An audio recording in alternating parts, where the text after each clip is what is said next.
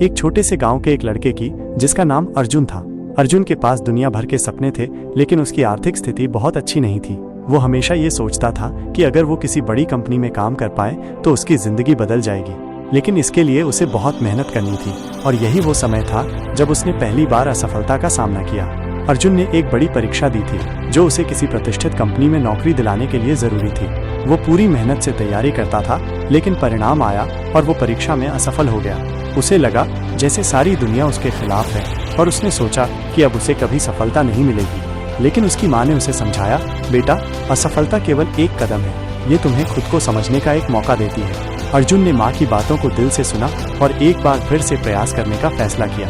उसने अपनी असफलता को नाकामी नहीं, बल्कि एक अवसर माना। उसने अपनी कमजोरी पर काम किया और अपनी पढ़ाई के तरीके को बदला। इस बार उसने किताबों के बजाय ऑनलाइन कोर्स करने की सोची, जहां उसे इंटरैक्टिव तरीकों से अधिक समझ मिल रही थी। कुछ महीनों बाद अर्जुन ने फिर से वही परीक्षा दी और इस बार वो सफल हुआ। उसकी मेहनत और धैर्य ने उसे अपने लक्ष्य तक पहुंचाया।